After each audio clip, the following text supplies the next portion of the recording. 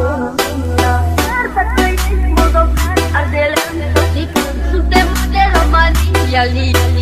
Chiar dacă ești moldovean, ardelean sau țigan, suntem de România, li.